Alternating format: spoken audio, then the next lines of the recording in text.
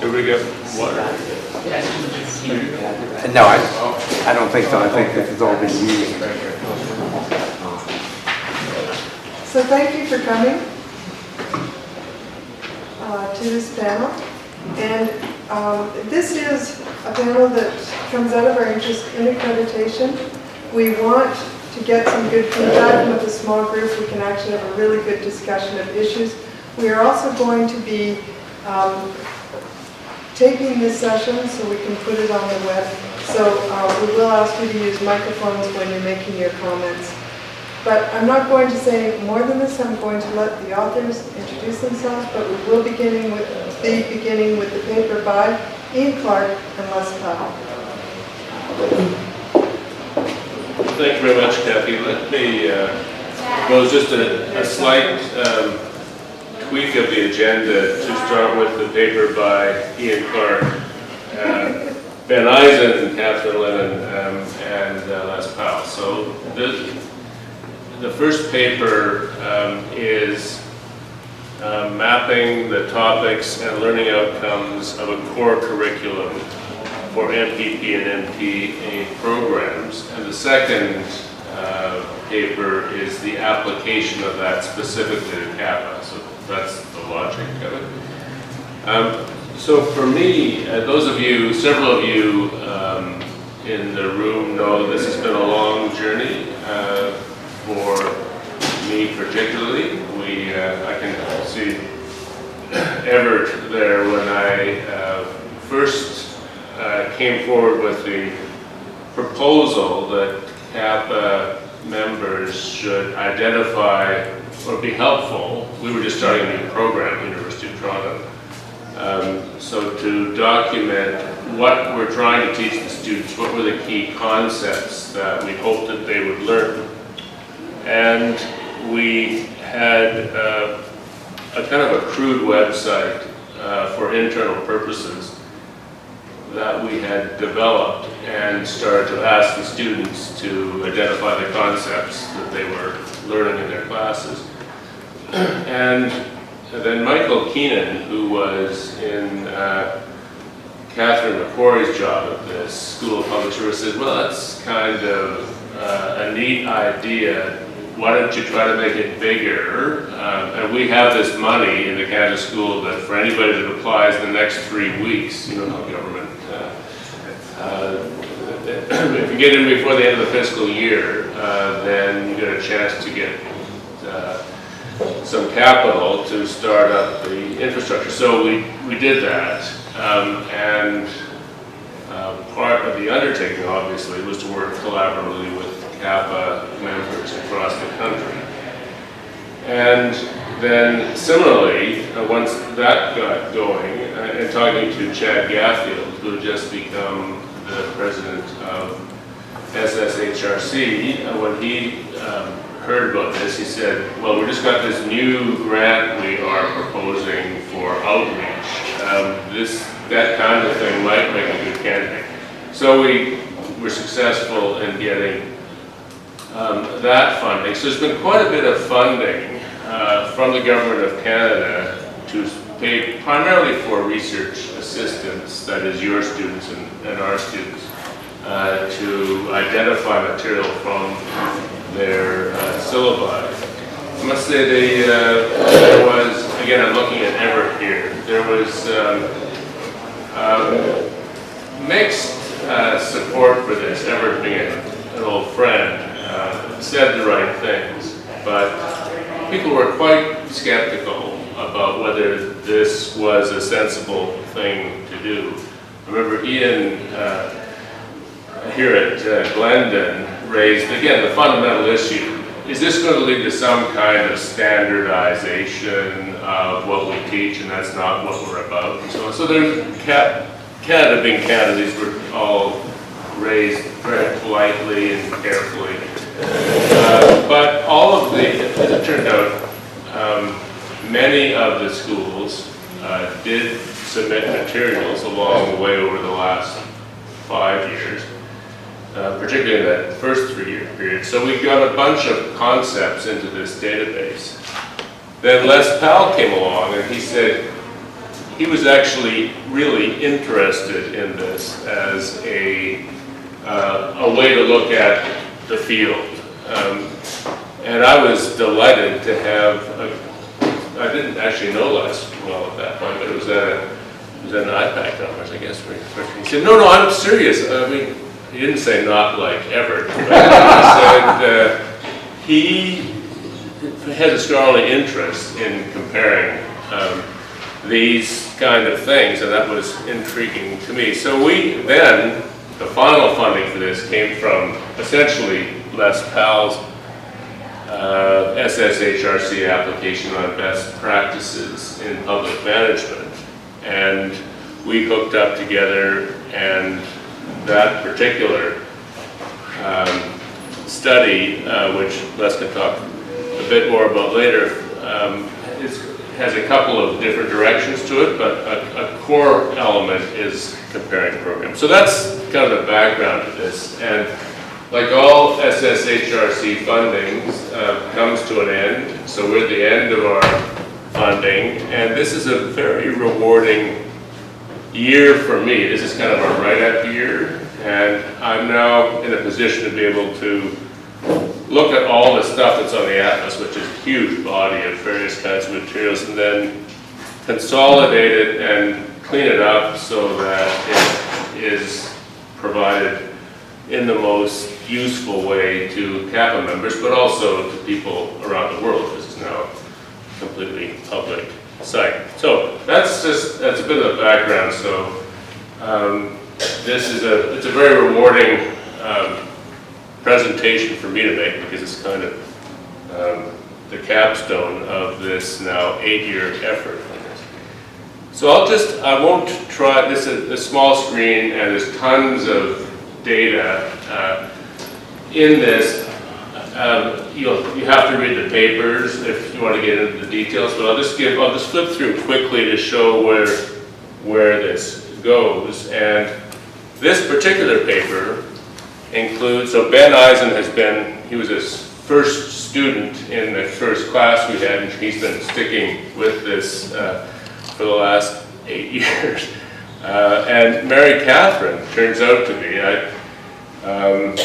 I'm on her PhD committee, but Mary Catherine's PhD makes her Canada's current expert on learning outcomes and their use in accreditation, regulation, quality assurance, all that stuff. So this is Mary Catherine's going to speak to a couple of these slides when we get forward. But in our discussion,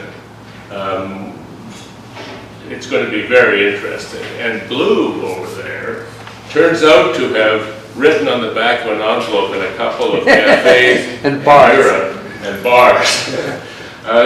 Some of the initial curricular elements that were on the IASA standards, and he's also been active in the NASPA review. So we have, with Blue here, we have real hands-on knowledge. So this is, on our Atlas site, we have all of the working papers. Several of these have been presented at CAPPA conferences in the past. And what we have evolved is a subject. This is the field of public management divided into 33 subjects. And these subjects they've evolved in definitions over the years because they're there to reflect how schools of public policy and public administration describe their subjects or courses, but also how OECD describes their advice to government, also how governments describe their activities in terms of departmental names, those sorts of things. So that's what these 33 subjects are. We claim this is essentially the field of public policy and management. So everything is, we crunch all the topics and concepts into those 33 subjects.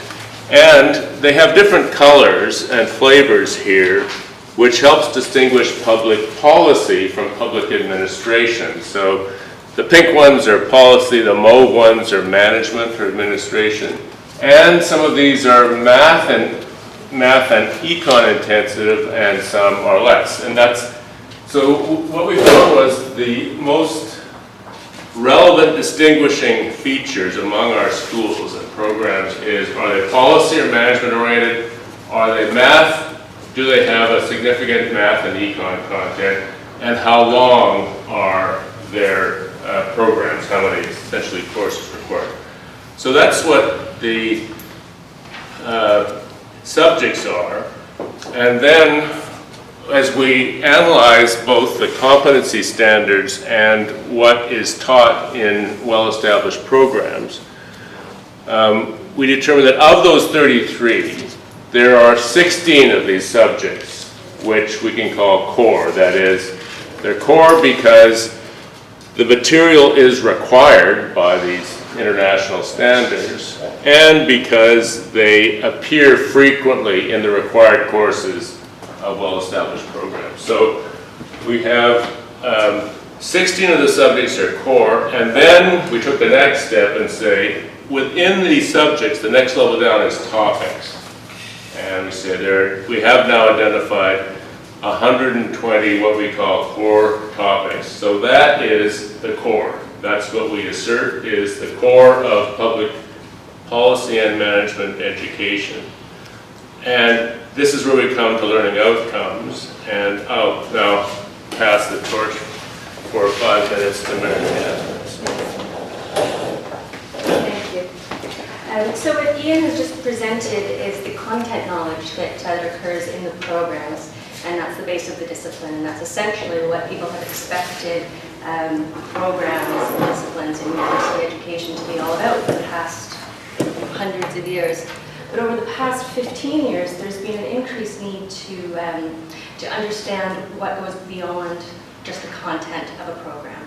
So what are students coming out with? What are their skills and abilities that we impart to our students as they go through the learning process? So there's a definition here where we're talking about learning outcomes as clearly defined measurable statements of learning that reflects the scope and depth of performance of what a learner is expected to know and do and understand and demonstrate after the completion of a process of learning. So it's less about the content, but it's really about the skills and the above content abilities of students. And it's about how they apply the knowledge that they've gained. And that's something that has been important to employers and students and the public at large for the past 15 years, where we have students who want to understand, why would I take one program over another program? What am I going to be learning in social science compared to a physical science? What's going to help me articulate to a future employer what I can do? Not that I've read a certain text, or not that I've been able to master some calculation, but what can I actually do? And so learning outcomes have articulated the expectations of students, and it's unpacked the black box of learning of what goes on in programs, and it makes it transparent for students and employers and program developers as to what is expected at the end of a program, what's expected at the end of a course, and what's expected in each assignment. So it's an international phenomenon that's happened. You can see here that we have different types of competencies. We have different levels of expectations, different types of expectations, as well as specificity. Learning outcomes can be articulated at a credential level, so you can talk about expectations at an undergraduate degree, you can talk about them at a master's degree, you can talk about them also in a sector, so social science or physical science. You can look at them also at the program or the course, which is specifically what we've done here in the Atlas program. You can also look at learning outcomes across different countries, and the articulation of learning outcomes across different countries is actually really useful. It helps student mobility, it helps faculty mobility, and it helps labor market mobility as well. If you understand that an engineering degree coming from anywhere around the world has the same expectations, then the transfer of knowledge is much more simplified. So learning outcomes activities are happening at all of these different levels. And one example is the OECD's A Halo project, which I ran for Canada. And we had 17 countries around the world articulate the expectations of generic skills and the discipline-specific engineering skills and economic skills. And we had 17 countries come around, determine what the expectations were, develop assessments for it, and then test students around the world to find out if we really were able to compare these degrees. And it was an incredibly successful project, and they're looking to continue the project in the coming years and turn it into something of a PISA for higher education. If you're familiar with the PISA rankings and ratings of how countries do in math or literacy for children. So here the Atlas project goes right into the program and course specifics, and here's just an example of what course-specific and program-specific learning outcomes will look like. And unfortunately, it's very small, but the idea is that you start off very broad with expectations, and you get much more specific as you go along. So a program expectation will say, we want our students to have good communication skills.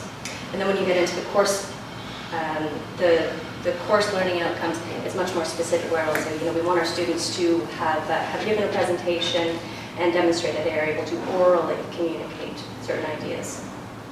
And then you can get a little bit further into the course objectives, which would say, we want the student to be able to present clearly their ideas on this particular topic in a group. So it can become more granular as things go on.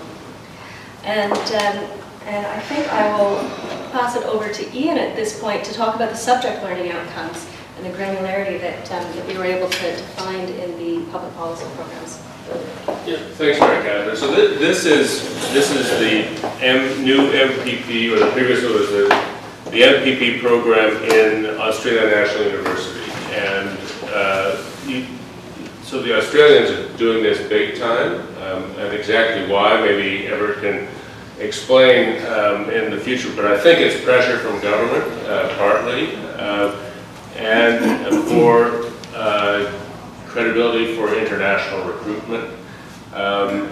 The other Australian programs, in particular, the program at, what's Australia's second biggest city there? Melbourne. So, and Melbourne School of Management has just introduced or reinvigorated their 2-year MPP program and marketing it internationally, and they have a similar kind of page description of their program. It's very impressive in the learning outcomes world how they have articulated them at the for each of the subjects that they teach, each of the courses they teach. So what we've done is for those 13 core subjects. So one of those is for the 13 course subjects, we have articulated those 120 total topics, and this is how they line up among the first 7 of those subjects. So the first one is the core competency of applying economic and statistical concepts, and there are 30 topics in there. There are 30 topics under 3 of the core subjects, and this is our attempted articulation of the learning outcome for each of the subjects. And then each of the subjects, as I said, has a certain number of topics, and we have articulated the learning outcome for each of those topics. So the learning for economic analysis, we say that the core, you require 12 weeks, course weeks of economic analysis to satisfy the requirements of the core, and these are the topics. So there are 12 topics that are core. So in our proposition, every school that wants to meet the standards, international standards of required concept learning in economics has to learn these 12 topics. And so these are all on the atlas. You click on the topic and you can drill down and see the following kind of page for each of the topics. So the topic under economic analysis of consumer theory is described, so using these is the literature from established syllabi. So we have Carleton's and Toronto's and Harvard's and Wagner's and Johnson Stroyava's, and these are the core bibliographic requirements that students have to learn their consumer theory. And we have developed possible assessment questions in order to test the learning outcome. So sort of we try to drive it right down in a very, fairly mechanical way through those 120 topics. So this, just very quickly, this is all in the papers obviously, but to do this, to compare, we've got 115 programs from around the world in it. To compare programs from all these different countries, we need some way of comparing a course and accredited equivalencies, and through the analysis we've done and we describe it, we have a certain number of courses and so on, or are equivalent, and we bring it down to a base of a course week of study. So a course week of study is typically 3 hours in class, 7 hours outside class, 10 hours of work. So 10 hours of study for a student to learn one of these topics. So we define each, again, 120 topics requires therefore 1,200 hours, and you can make those comparisons. And at the end of those 10 hours, you should be able to do this. You should be able to answer these questions and do satisfy these kind of test requirements. And to do that, 10 hours is what we call, again, the norm topic. And I'll just go very quickly through the methodology of how we got to that point. We took If that's my wife, tell her I'm here. we took the NASPA domains. The NASPA has 5 competency domains, and then they have examples of what that means under each domain. And I'm looking forward to Blue describing in a bit more detail where those examples came from, which napkin, which bar, and so on. But they have that. These have a lot of salience in the U.S.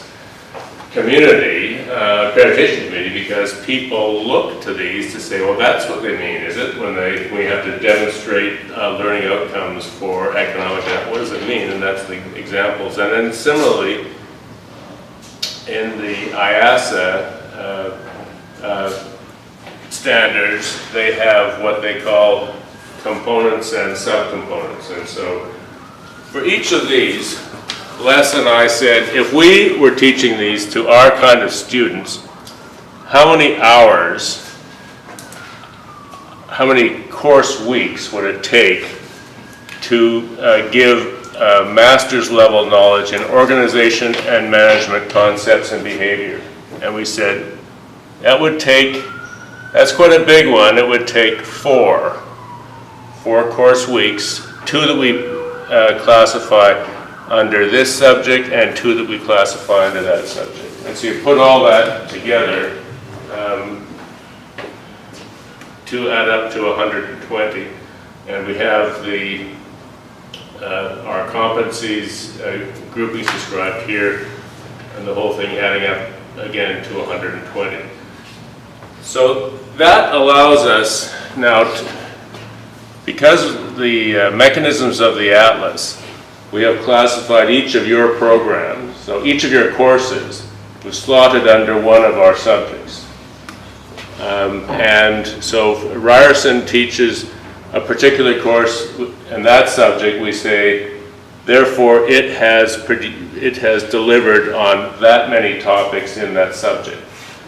And then we can calculate what the subject matter shortfall would be relative to these standards for each program in the world. And we have done that, and you can look it up on the atlas. There's no program from Harvard to Princeton to Berkeley meets our standards completely, but some are obviously closer than others. And what we say is, if you wanted to, you could design a curriculum which would meet those standards, and you could do it in 10 courses. So that's the 10 courses times 12 weeks, 120. So if you wanted to appropriately design courses, if you took this seriously, you wanted to teach it, you could do it in 10 courses. So that's what we say is a way of thinking about the core for public policy analysis. I won't go through the caveats and questions, and I'll just go to the summary of what we believe we've shown. So we've shown how the subject matter content on MPP and MPA courses can be mapped against these high-level standards.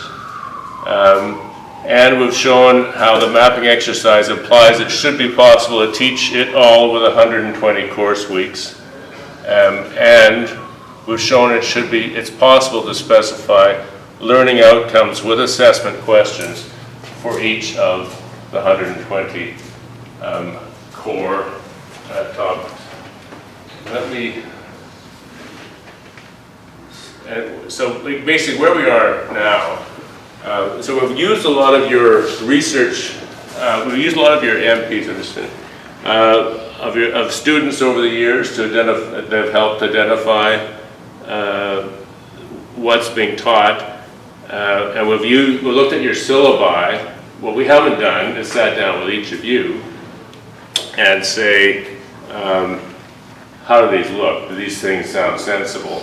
Which is, of course, what an accreditation body would do, develop a peer-reviewed group to go over these in detail. So we haven't got to that point, but we've shown the proof of concept that we think it is possible to define 120 topics that constitute the core.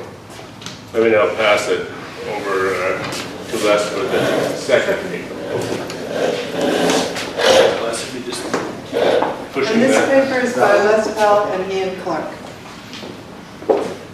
Yeah, so don't blame Mary Catherine for this paper. No, this is completely our fault. She has no culpability whatsoever.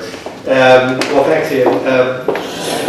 A lot of what I'm going to say is basically going to repeat some of the key points that Ian made, so I can move through the formal presentation fairly quickly. But just for those of you that are somewhat unfamiliar with the Atlas website, just let me highlight a few or repeat a few points that Ian already made, just to situate what I'm going to say in this paper. All of this stuff is quite detailed. It's all available on the Atlas website. If you've got a free weekend, it's a great way to kind of spend your hours exploring the nooks and crannies and syllabi and concepts and definitions and comparisons, etc.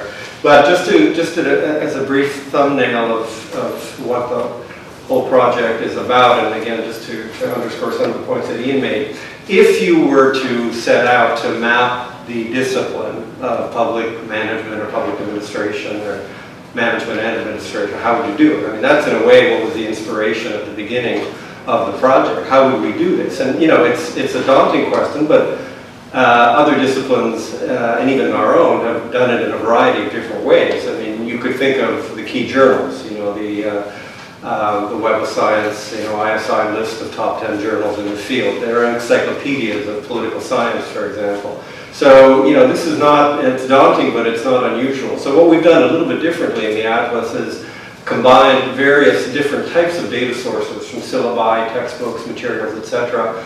And and then try to make sense of all of the material that we drew together. And hence we arrived at 33 subjects, and that define, we think, pretty much, there's always debate at the margin, but pretty much what goes into both the theory and practice of public administration. Now, within those, again, just to underscore the point that Ian made, there are about 1,000 plus topics, that are within those subjects. And so our enterprise in the previous paper and in this one is to carve out from that because you can't learn everything, and all those subjects and those topics are all the things that could possibly be part of the discipline, but not everything that is possibly in the discipline can be taught in the program. So the question that was addressed in Ian's paper and will be addressed in this one is what do you carve out to be the core content of a program that can only be a year or 2 years at the most, of all of the possible things that you could cover and deal with in the field of public management. And then to pick up on Catherine's contribution, how do you measure what people are actually learning, and that's the competency dimension of it. Okay, so just to move on, we had a request from CAPPA excuse me, to address four questions. And we had some hand in designing these questions, but they're fairly challenging questions. The first one was whether there is a consensus or how much of a consensus exists at the international level regarding the core content of MTA and MPP programs. Second question was, could we provide applicable categories or classifications and examples of courses, and again, Ian addressed this to some extent, that would meet these expectations.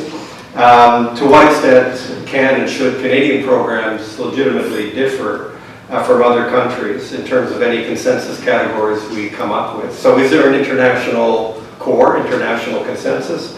And to what extent should and can Canadian programs reflect or differ from that core? And then the fourth question was the extent to which mission-based competencies are currently being addressed or accommodated along with universal competencies currently in these programs. So that's a question about actually measuring the distance between what's currently being, and again, Ian touched on this, currently being offered in programs from this platonic ideal of the perfect MPA program that doesn't exist, but in good platonic fashion is out there somewhere for us to aspire to.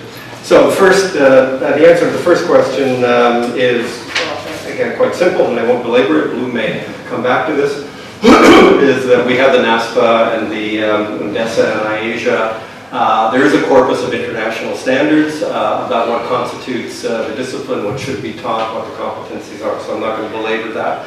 And as Ian said, these are quite well respected and recognized internationally and with the NASPA standards, particularly in the United States. So the second question was, how can the core content associated with international standards be categorized?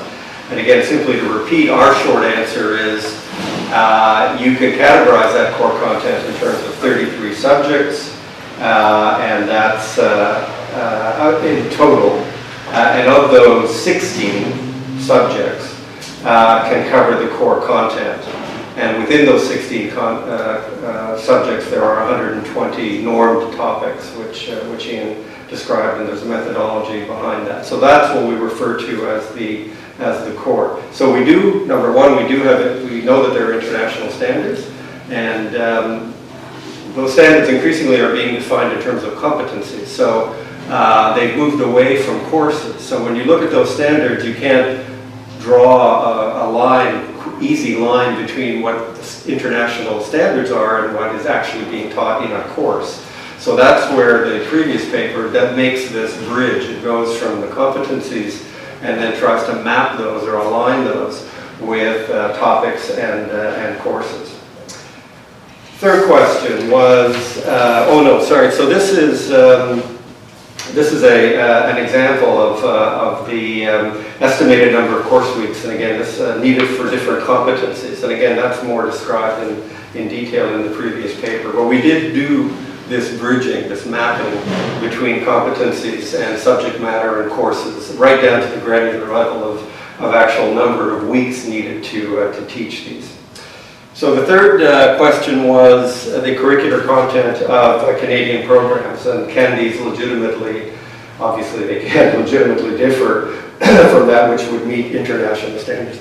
Though I would say, as a subclause to that question, I think we all recognize or aspire to meeting disciplinary or international standards. I mean, if any of you have had the pleasure of sitting around a table with colleagues discussing what your program content should be in a new curriculum designed for the new program, coming on stream next year, you've actually engaged in that kind of discussion. What is unique about us, whether it be whatever your program at university is? What is unique about the faculty profile that we have and the strengths that we have in areas that we can teach? But by gosh, what do we need to teach, and what do we have to put on the curriculum in order to plausibly claim that we're teaching public administration and not something else? So there's always this balance between the particular and the universal. So I think that that needs to be underscored. We think that there's actually a trio of more fundamental questions. Thank you.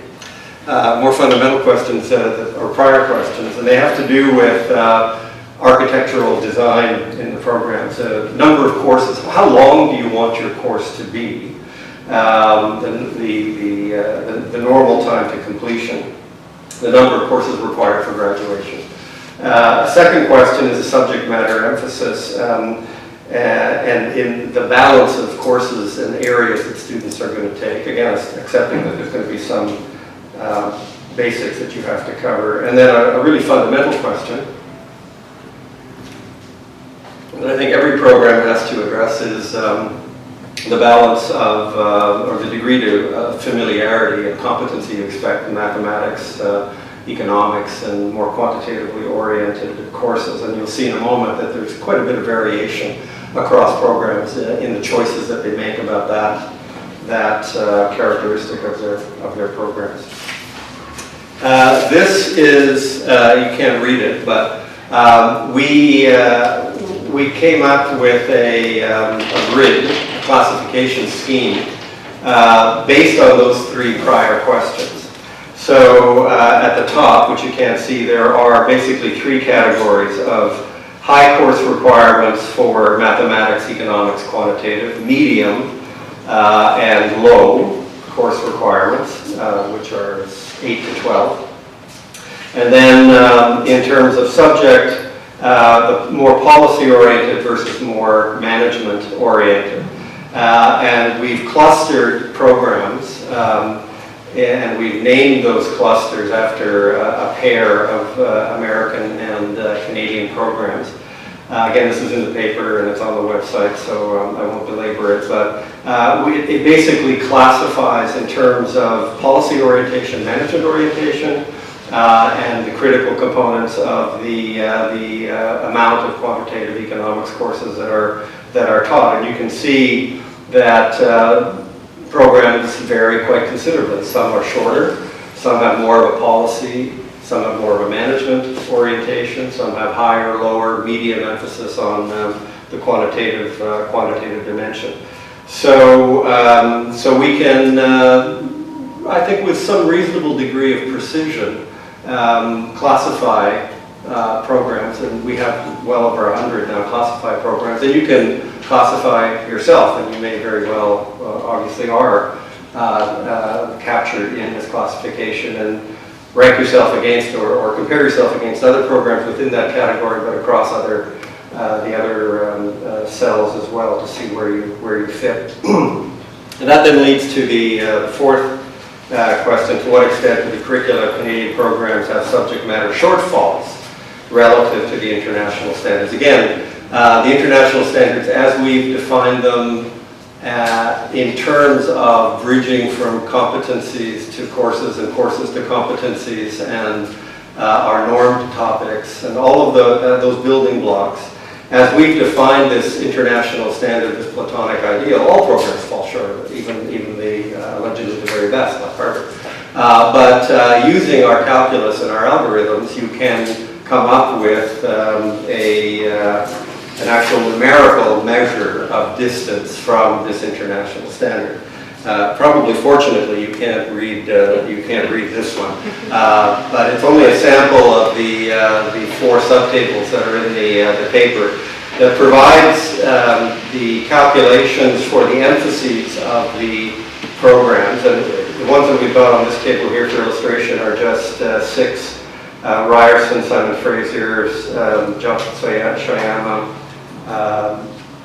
and Toronto and UVic, and it's 2 parts to that. Again, you can't read it, but the first part is what we call a PICO calculation, which gives a subject matter distribution, and then the second part beneath that is basically a calculation in terms, as Ian was saying, in terms of the number of weeks devoted to the different topics as we've assessed them program by program.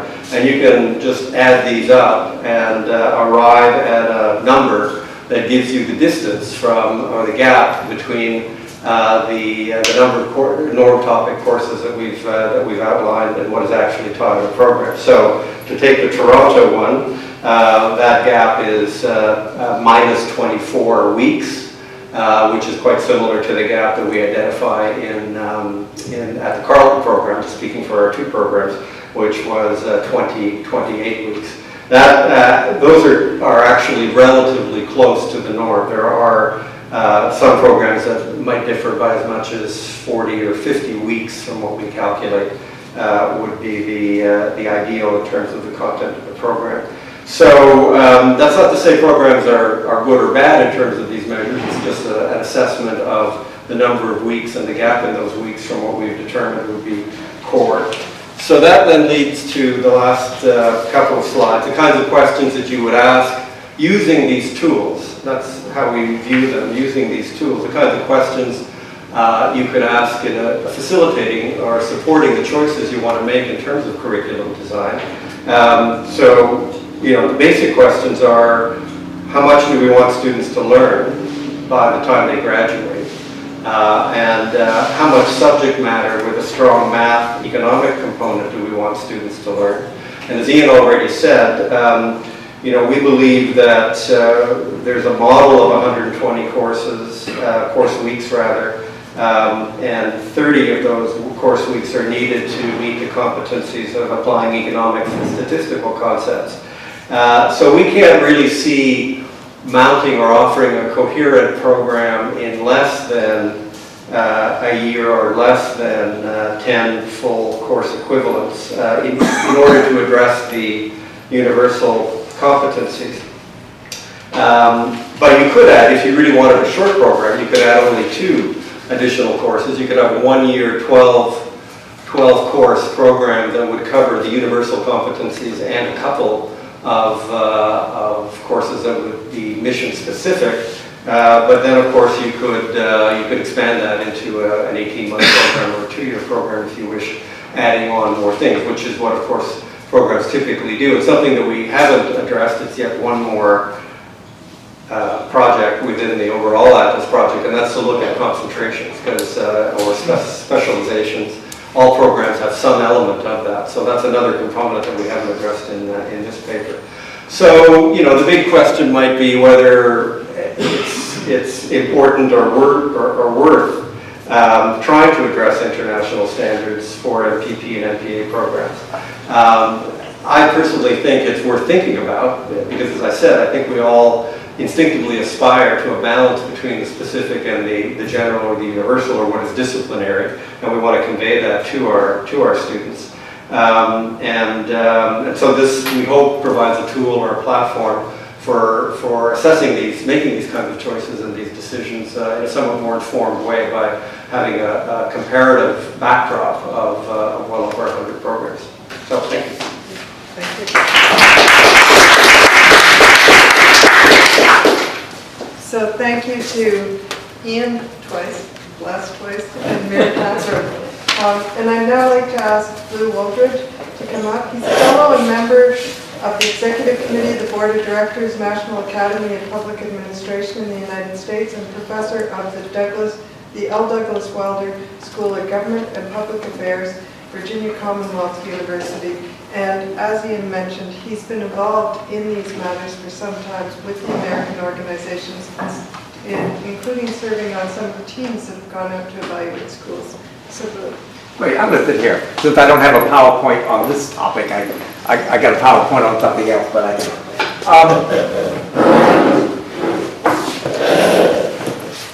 Of all the things that Kathy mentioned, I'm actually here because I missed the meeting. I'm on the board of IASHA, the International Association of Schools and Institutes of Administration, and we meet usually twice or 3 times a year. And our winter meeting is in Brussels in February, and you know what Brussels in February is like. And so about a week earlier, I live in Virginia, and I looked around and it was cold, miserable outside, and I said, I'm not going to spend $1,500 of my own money to go to Brussels, even though I love my colleagues on the board, and be cold, miserable in Brussels. And so I missed that meeting, at which point they appointed me regional vice president for North America. And I said, well, gee whiz, I'm going to come use this as an opportunity, use that label as an opportunity to revisit some of my Canadian friends and make a lot of new ones.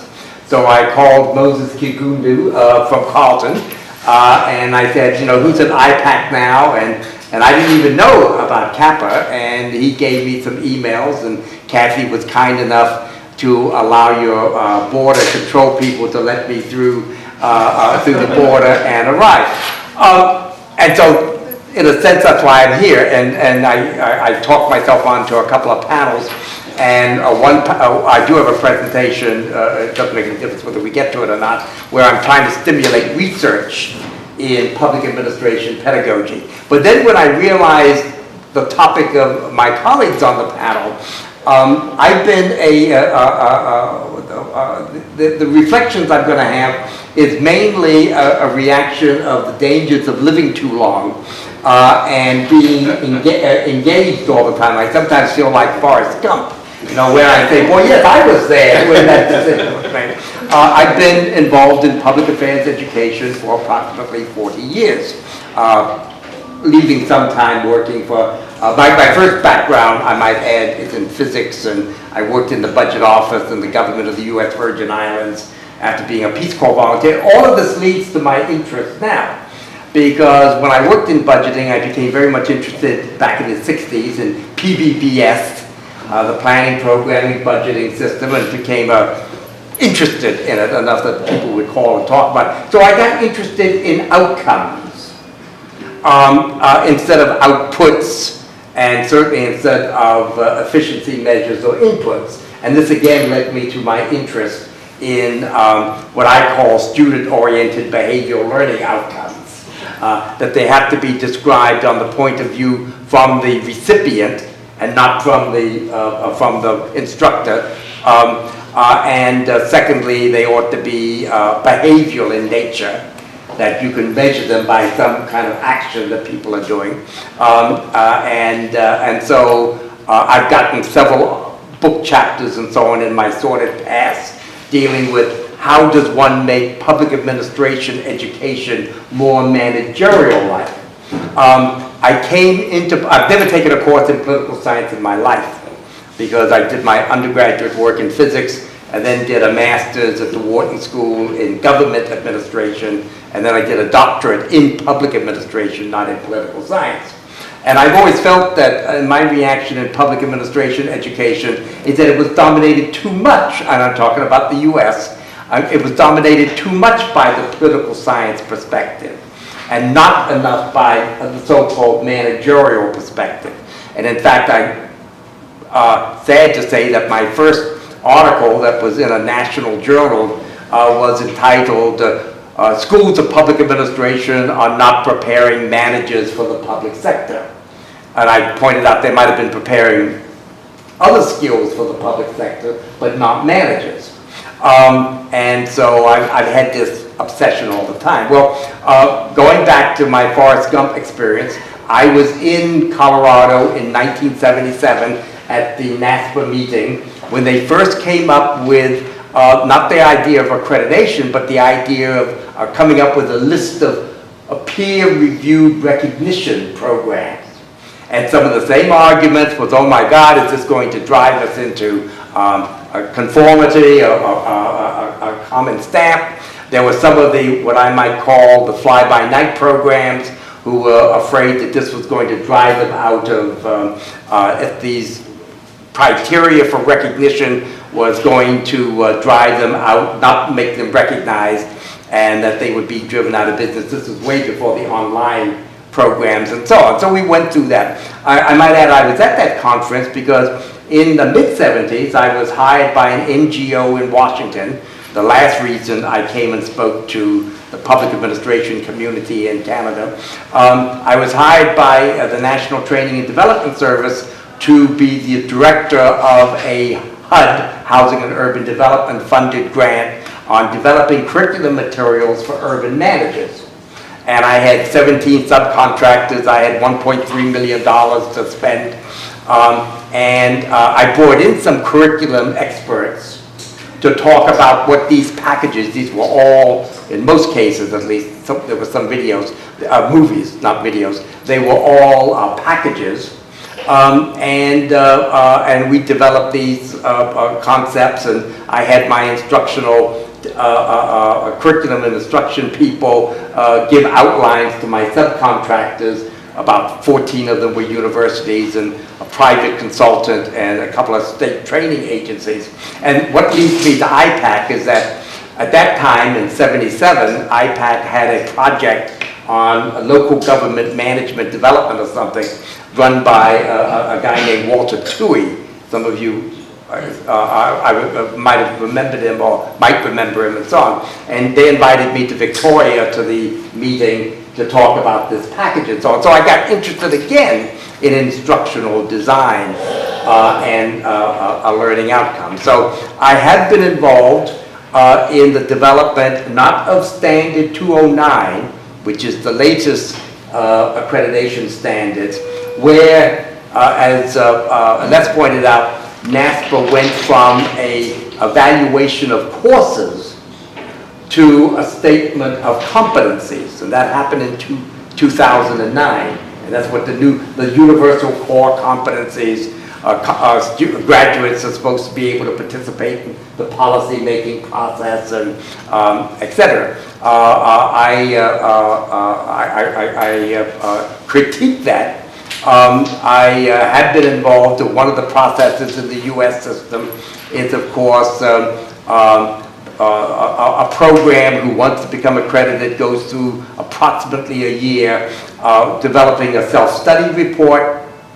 It gets sent in like in August of the year they want to be reviewed to a sub-arm of NASPA called COPRA, the Commission on Peer Review and Commission.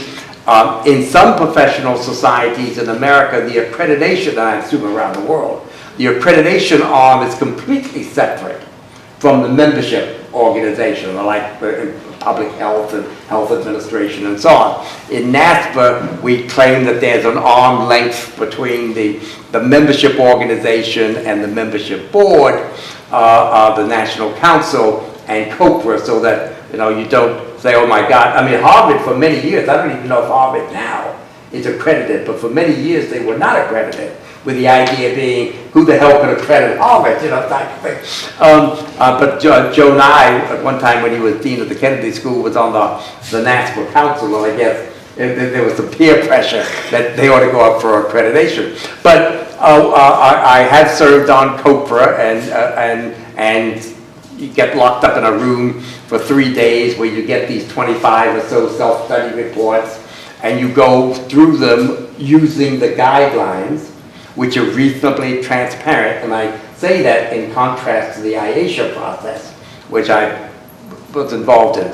And then a COPRA will go through by the standards, and they will come up with an interim letter to the program. We used to call them, and it was 15 years ago when I was on COPRA for 3 years. You got a letter A, B, and C. A is that you're in really good shape, but so we recommend that you go through the process. B is, well, there's some major problems, but we can't stop you from going through to the process. So if you want to fork over the money, and Kathy was talking about hearing complaints about how expensive the NASPA accreditation process. And the letter C is, well, you can do it if you want to, but we can't promise you anything. And then a 3-person site visit team goes out with the instructions from COPRA that indicates what we should particularly look for. And we go out and visit the program for usually 3 days, and we look at documents, we look at syllabi, we meet with the faculty members, and usually there's a standard schedule. We meet with the academic leaders. The purpose of accreditation in the U.S. is that the accreditation team always asks for more resources for the program, but we also give some honest opinions, and we meet with the students and we meet with the alumni to try to get some sense of engagement and how they feel.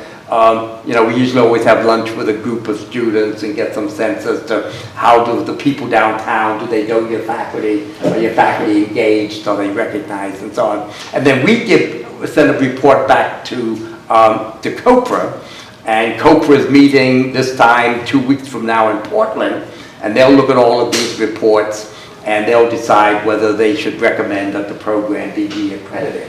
And that decision be accredited for the first time, or their accreditation will be reaffirmed in the future. Now, some of the basic questions you guys ask, and by the way, I might say I do want to compliment Ian and Leslie for the detail of their study and the work that they did, because I'm not quite sure that the standards committee went through that same level of scrutiny when they went through creating the new standards.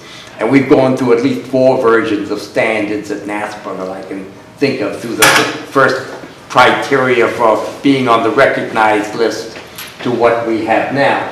And we certainly didn't do it at IASHA, which I'll talk about in a few minutes.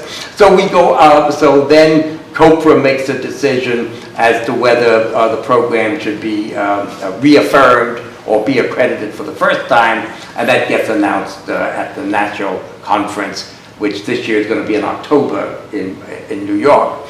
So I invite you down there for that. And it's become a big industry. I mean, we have the Accreditation Institute, where we encourage people to come, and we do accreditation training at other public administration, regional or national associations like the Conference of Minority Public Administrators or at ASPA, because not everybody goes to the national conference. One of the big issues, you were talking about the length of the program. That's usually, in my experience, in my observation, driven by forces other than the curriculum content or even the learning outcomes. In the United States, state legislators have gotten very much involved in how long it should take to finish a program. And so I'm afraid the tendency is to go to develop shorter programs. NASPA standard says it has to be at least 12 months. But I mean, I remember my own program at Virginia Tech used to be 48 credit hours, and is now down to, I think, I'm sorry, it used to be 45. 42 content plus an internship for those who did not have a year of professional experience. It's now down to about, I think it's 32. And that's, from people like me who think that our students need more competencies, not less. And then, of course, you also got students who are, in their own perception of rationality, are looking for how can I get these letters after my name as quickly as possible, and cost.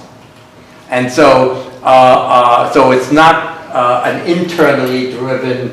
The faculty have identified the competencies we want, and I'm generalizing, of course, but and therefore the form follows the function. And I'm afraid in too many cases, it's been the function has been created into the form type of thing.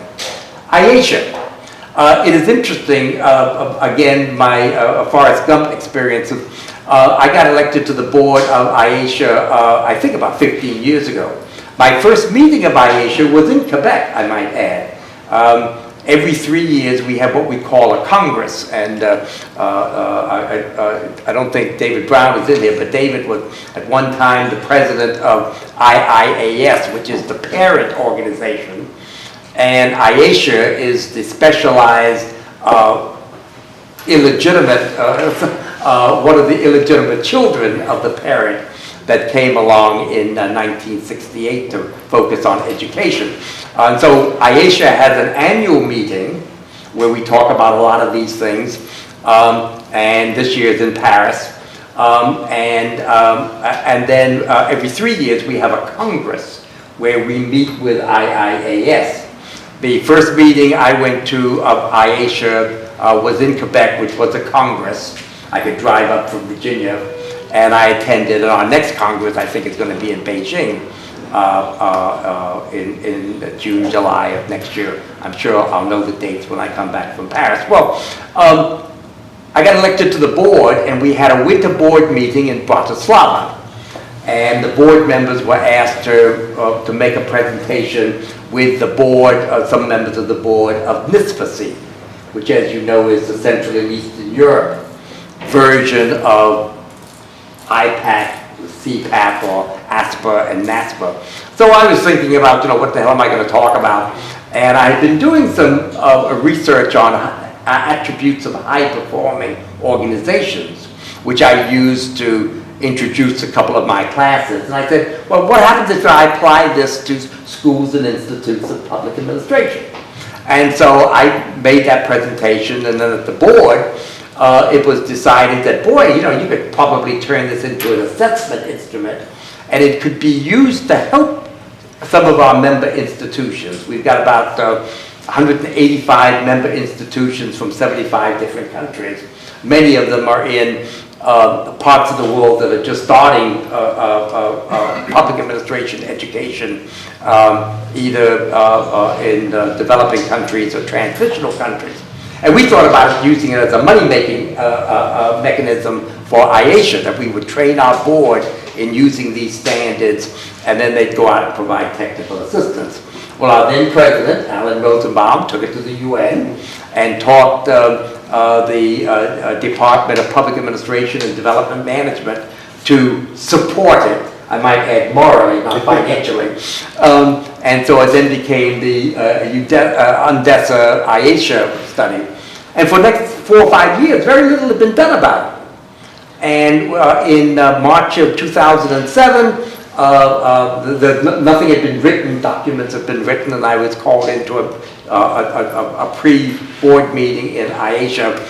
And I looked across the table, and Theo Vanderkraut, some of you might know him, but anyway, he was serving as the executive director of the European Association of Public Administration Accreditation, which was largely built on NASPA. But Theo used to come to the NASPA COPRA meetings to get. And I looked across and I said, hell, Theo and I will write the standards. And that's how those 9 pages of criteria, and as Ian said, yes, and it was not very, in fact, Theo and I have said they're now in 7 different countries.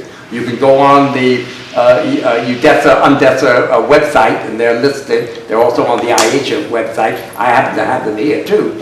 And it was much later that it was decided to turn them into an accreditation.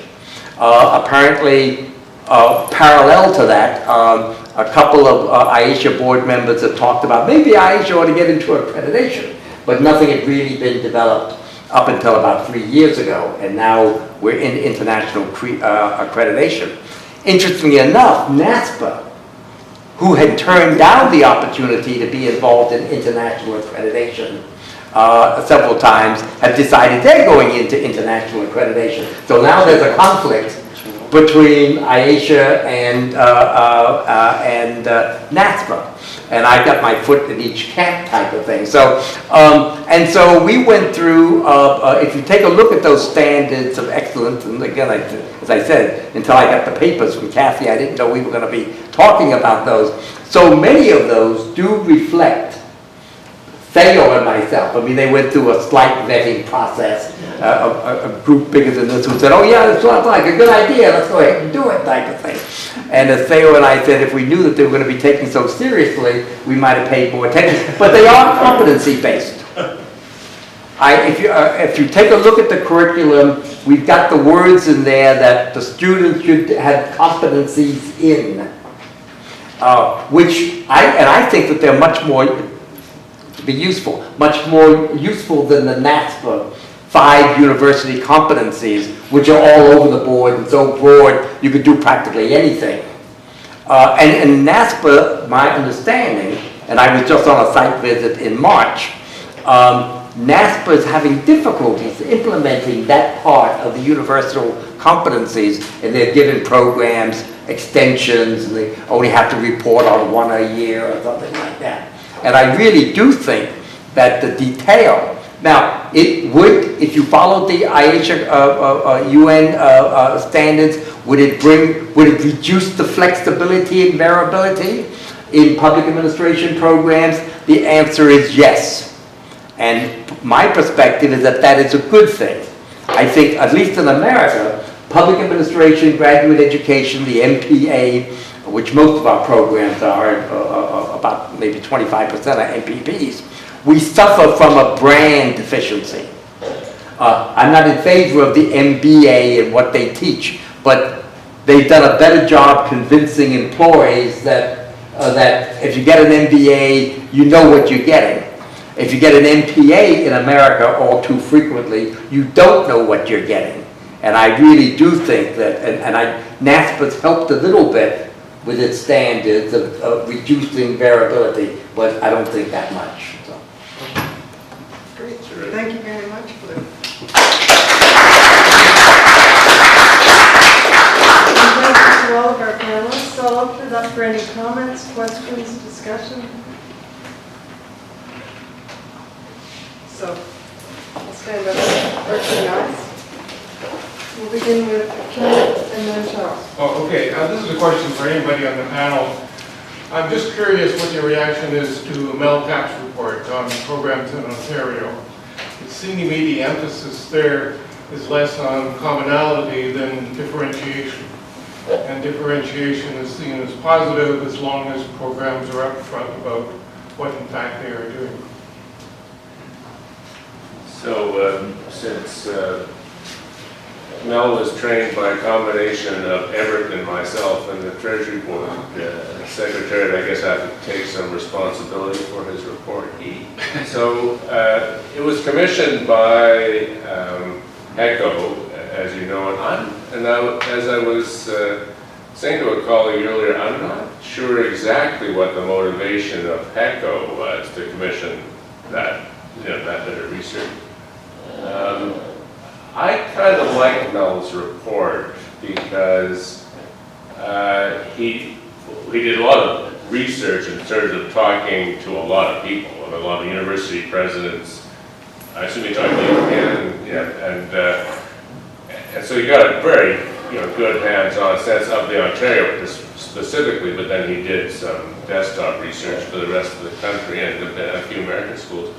And he saw the value of the mission-based, and he didn't see evidence that there was an oversupply of this kind of education at the moment, but he did raise some flags that it should be monitored.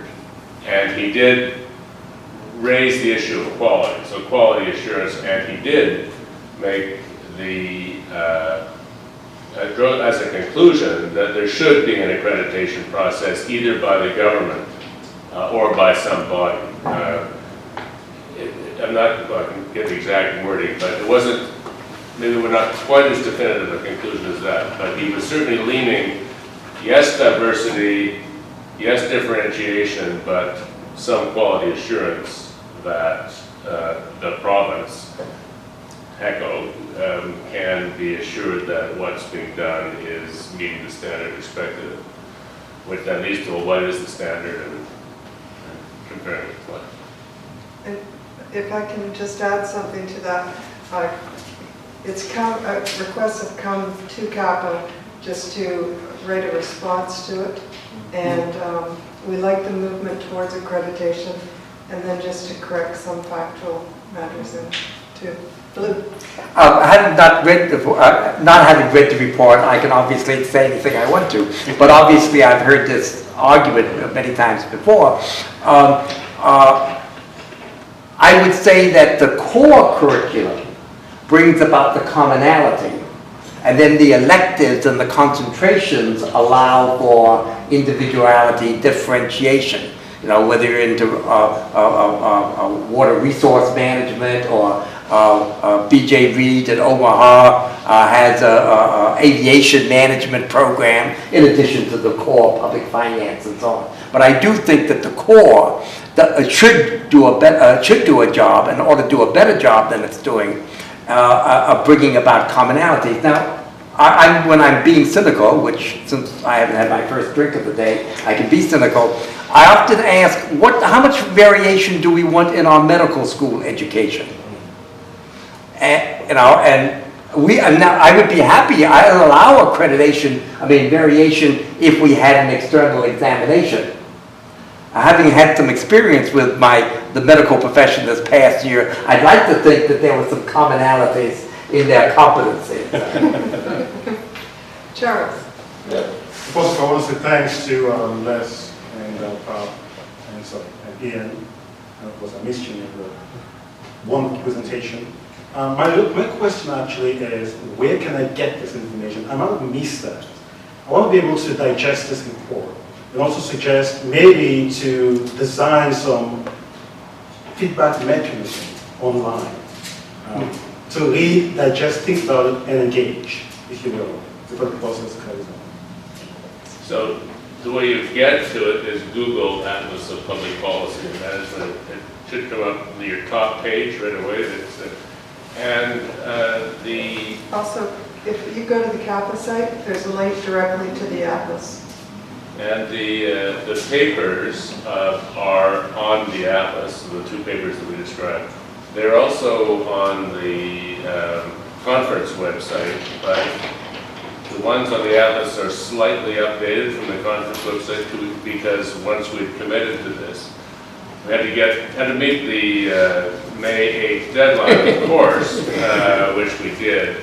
But then I spent the last couple of weeks going over each of the CAPPA programs to get what the most up-to-date material that's on your websites at the moment describing your courses. And for example, Victoria's has actually changed its curriculum type because it has different courses than it did when we first analyzed it. I was trying to subvert people's studies to gain. Yeah, so that's a great, it's one of the wonderful things about web publishing. You can keep it always up to date. What we've tried to do, as I said, I'm trying to go back now and clean up the Atlas to make it in kind of a uniform uniform presentation. So all of the information now should have a link to where we got the information from your websites and the date of which we got it. So you'll know, if it's up to it. And with respect to feedback,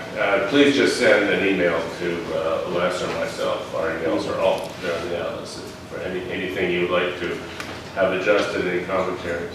A footnote to that is, as Ian mentioned, we're in the last stages, the last year of the project. We've got an extension, and we won't have money to maintain over any medium or long term maintain the site. So to the extent that it's a valuable resource, eventually down the road, and I have to talk more about this, eventually down the road, it would be great to keep it, green in some fashion, and that might involve asking colleagues from different schools and departments to help out in terms of, tending their little corner of the garden so that we can keep it alive. And the second point is, one of the coolest things is all the syllabi. We couldn't have done any of this, and Ian and his team really led on this. I want to underscore that, but we couldn't have done any of this without the drilling down to that microscopic level. Think about that. Before syllabi were online, you could go by the course title from a calendar or whatever. That was it. But with the syllabi, you can go right down to week by week topics and readings, and all this stuff is up there. So, I mean, and I'm sure none of you ever, had the problem of having to design a course syllabus with a couple of weeks to go before the course actually starts, but I have. And I know, if I were looking at if were in that situation, this is a gold mine, because it's got every syllabus on every conceivable topic within the discipline available to you to peruse. Now this, of course, assumes that what the professor actually teaches is represented in the syllabi. The IASHA guidelines are on, and I put in a plug, do visit the IASHA website. IASIA, it's footnoted very well. But if you get to the IASHA website, which talks about all the things we do, but if you look under the IASHA, the UN cooperation, they do have the project, the Standards of Excellence project identified there, and depending upon how you feel, you could read it in 7 different languages. So it is there. So. And the papers, the latest version will also be on the CAPPA site under accreditation, where we've also got other background papers leading up to how we got to this point. So. Yeah, maybe it's a question that's too big, for this grant, but you could take a run at it perhaps if you want at this panel, which is, it gets back to Blue's question about how much variation. I mean, if you adopt an organizational population ecology perspective on programs,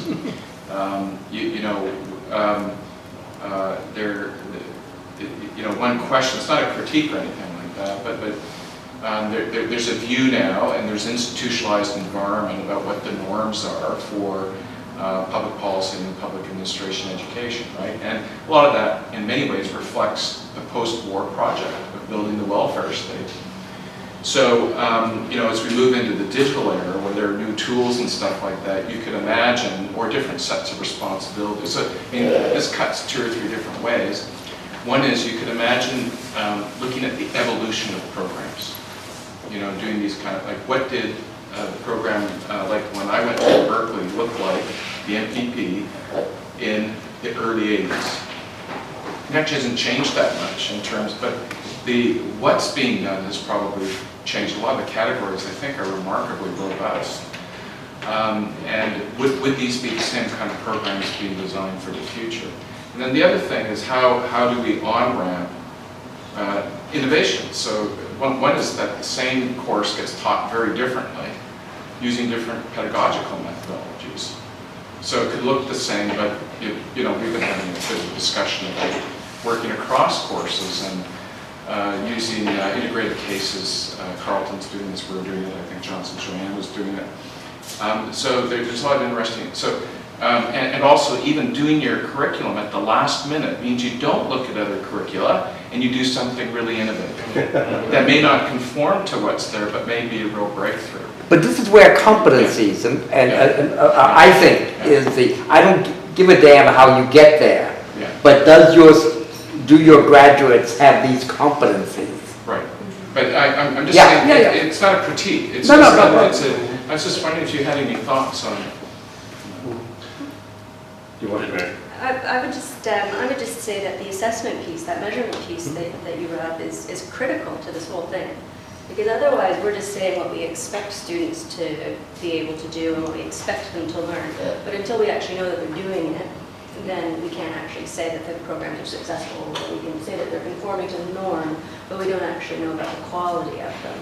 And so when you get into the assessment piece, when you get into the courses, that's that pedagogical piece that really sort of differentiates the programs and sort of supports the students from exclusively writing papers to, presenting or doing more group work and sort of engaging with learning outcomes in different ways.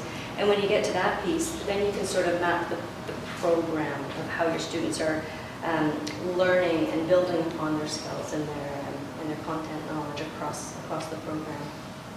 And then the NASPA process, which is way from being perfect, programs are supposed to give evidence as to how their students develop these competencies. And then when the site visit team goes out, Oh, and by the way, the program is supposed to gather feedback from stakeholders. And this is, you know, alumni, employers, and so on. And the part of the standards is that the program have to document not only that they gathered this feedback, which most of us do, but how they've used this feedback to make improvements into the curriculum. And the program I was just visiting in March talks about how, well, we took this feedback and now we've made some changes, we've tweaked this course and that course, etc. And question from Callum. I think it'll be our last question. Okay, dear. First of all, thank you, Ian and Les, for the Herculean work that you've done for almost a decade in doing this. This is such a great service. And I think that we can be the beneficiaries, and based on all your hard work and focus is terrific. Thank you. And there's a quick reply to me, and that's you could say, brush me off and say, it does. And so I'm just warning you, there is that. But my concern is, are really curricula comparable? And that public administration, even though Blue makes the analogy to doctors and engineering, is not. It's not the same human body. It's not the same laws of physics that govern it. It is really site-specific in application and evidently in study. The standardization that you pursue is, as I understand it, based on content, not on competencies. So it's looking at content, the 120 topics. And with the example you gave, I thought, well, that's a bit of an easy one. That's an economics course. Economics has a really set orthodoxy. And I'm wondering, in courses of ethics, in courses of law, in courses of policy analysis, or let alone topic areas, is there really that basis for a commonality of content, let alone competencies? But then even in economics courses, I was looking at the course I'm teaching this term, macro, and thought, well, even that's hard to standardize. Oh, yeah. I don't do the classical Keynesian mock-up fist fight, because it doesn't exist anymore, yet other people do. I do aggregate demand, aggregate supply, not ISLM, although other people do. I focus on monetary policy, not fiscal policy, although other people do. So even within that, I'm more sure that I'm achieving competency uniformity, not content uniformity, yet you focused on content. So I guess my question is content really where we're at? And beyond economics or statistics, where there are a more uniform set, can material that goes into public admin, not engineering, public admin, be considered standardized? And you could say, it does. but I don't know. I'm asking a question, not really knowing the answer, just quizzical. Well, let me take a first quick crack at it. That's the profound question. And what the Atlas does is allows you to go and click and have a look. So under ethics, we have 6 topics under ethics. Ethics and accountability. We have 6. There's 6 topics. They're defined. They have learning outcomes associated with them. So see what you think. And if you think there's a different way, a better way of teaching ethics, a topic that's completely missing, that's exactly what we should have having a conversation about. Right? Because if you're in the macro is less, you're absolutely right. Our experience is the way macro is taught is less standardized than micro. The most standardized are micro and quantitative methods. Where it's very uniform. I mean, we're very confident of those 12 we have there, and similar on the quantitative methods. But go and have a look at the ones we have under institutions and organization and process. I mean, see what you think. They're Les's best shot, you know, based on what he thinks was important from his. And you know, looking at what the other, all the other universities are teaching in that area. But in those areas, there will be a lot of discussion, but that's a useful discussion to have. One's talking about if there should be a core and what the core is. When you were doing that, were you surprised at the degree, even though there's variation, were you surprised at the degree of uniformity? No, not entirely. No, and that's part of my answer to Callum is that we did at this level, it was fairly inductive, but we slogged through 115 programs that have the label MPA and MPP, and we looked at what was taught, and we came up with, 4 courses and an associated set of topics which are pretty universal, and then others which are pretty close to universal. So inductively speaking, the answer to your question is yeah. At least at the level of courses and most of the topics within those courses, there is by practice or in practice something that is a core. So that would be the first response. Whatever the differentiation, and obviously there's lots of differentiation, but the second response is, I think we have to take seriously the fact that institutions are labeling the curriculum that they offer to students and the degrees that they're offering, Masters of Public Administration, institution by institution by institution. And if they do that, the truth of it in advertising would suggest that there should be some commonality to those. If it's an MPPA or a Masters of Public Policy and International Affairs or Public Policy and Law or Aviation Management, fine. Then the differentiation is front and center. But if you call yourself an MPA and your sister institution next door has an MPA and the sister institutions across the country have MPAs, I think there's a certain obligation to take seriously the notion that you should be offering something that is at least a core, whatever the differentiation might be. So I want to take this moment to thank our panelists for a really interesting afternoon, stimulating presentations, and to thank you for your attention and your questions. It's been just great, so thank you.